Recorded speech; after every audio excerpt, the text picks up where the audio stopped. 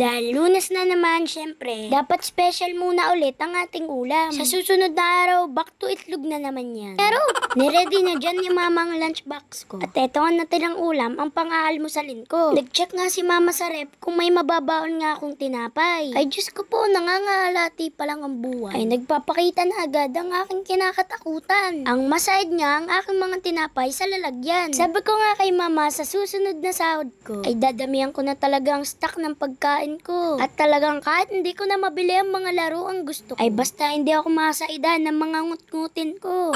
Nang makatapos na nga makagayak si mama ng mga kakainin ko at ginising na nga ako. Nag-almusal na nga ako kahit antok na antok pa. Pagkabihis ko kahit nagmamadali nga kami diyan, ay pinutulan nga muna ako ng mga kuko. Ay kapag nga aray na ikamot, ay piyadong puno ari ng libag. Nilinisan na nga din ni mama ang tenga ko. Na hindi nga daw ako hanak kaya pag siya ay may sinasabi. Lagi nga kabilin-bilin ni mama na mas mahalaga daw ang proper hygiene sa pagiging gwapo. Oo, parang may sarili kang ring light, sobrang pogi o kagandahan mo. Pero yun namang ulo mo ay punong-puno ng kuto, ay naku po.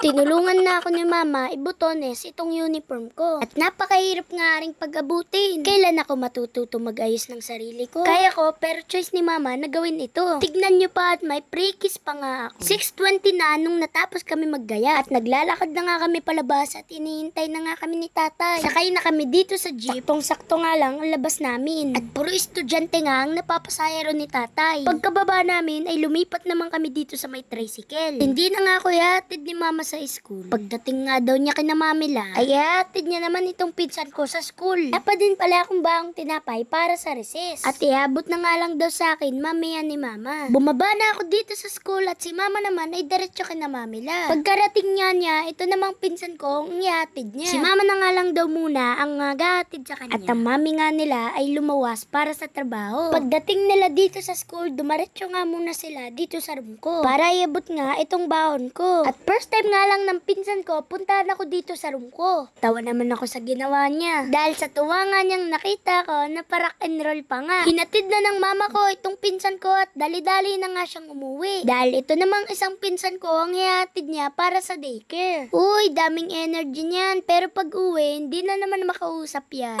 Yan nga ang dalawang pinsan ko ay magkapatid. At sila nga pala, si Dwayne at Dane. Pinsan ko sila sa side ni mama. At yun namang si Tomato, ang pinsan ko sa side ni tatay. Nakalimutan nga daw ni mama mag-sunblock diyan. Kaya binuhat na nga niya itong si Dane. At parang sisiw nga yan kung umakbang. Mas okay pa mapagod si mama, wag lang mainitan. Ay, naku po.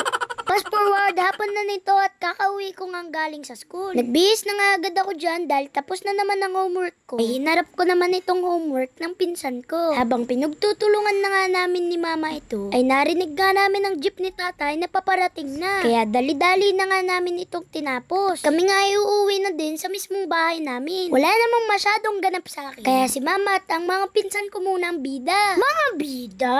Huwag kalilimutan ng palike at share. Salamat sa panonood. Thank you, Lord.